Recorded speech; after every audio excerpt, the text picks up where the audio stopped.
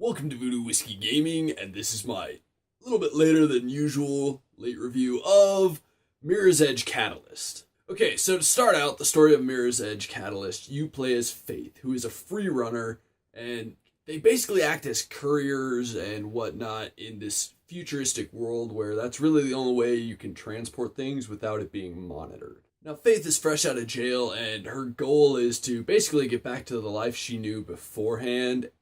And of course, she gets wrapped up into something much bigger. What I really like about Mirror's Edge Catalyst is that it does what Mirror's Edge did, and it has like a good amount of political and social intrigue going on. The sound and audio in this game are close to great, not always magnificent. The sound is great. Like, that is actually great. The sound effects and whatnot, they all match the world very well. They make you actually feel like you're free running across roofs. But on the other hand, you've got the voiceover work. Whereas some of the characters, it's very good. Others, it's not as good or just not well delivered at times.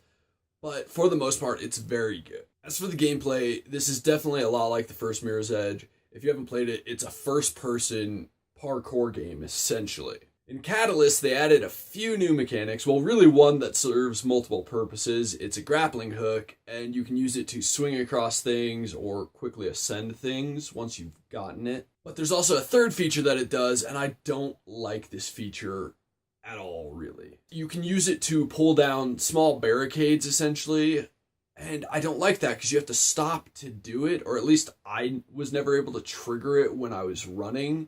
And I feel the fact that you have to stop to do it just kind of slows the game. You as a free runner are supposed to basically be moving like all the time, unless you're like asleep. So having to stop running just to pull something down so you can start running again, just, I don't know, it broke the flow for me. Then there are also some enemies in this game that I really didn't like. I think they fucked up the combat, since combat's not really the focus in this game because they're just too difficult. I found tricks to beat them, but it just didn't work for me overall. So outside of the main story, there's also side missions and just other things to do. You can make deliveries to earn credits or whatever. I guess it's points that'll help you upgrade your character, actually. There's also races and things like that. You can basically compete with other people's ghosts online, try and beat their times through the leaderboards, etc. Then when it comes to the controls, they're not perfect.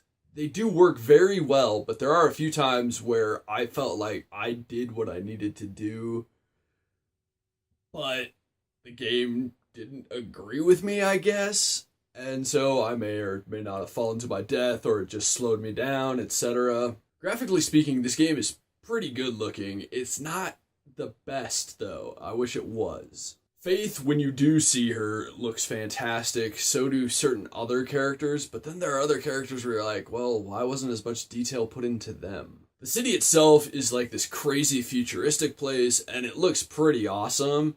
It's really just kind of shiny and clean. It's weird, but it's a pretty cool looking place all at once. Overall, I really enjoyed Mirror's Edge Catalyst. I do think I enjoyed the first game a bit more, but that's not to say that Catalyst isn't a fantastic game. I definitely think it's worth a buy. Okay, so in the comments below, why don't you tell me if you played the first Mirror's Edge? Thanks for watching, and if you enjoyed the video, please hit that like button. And if you like what I'm doing in general, share or subscribe. Have a good one.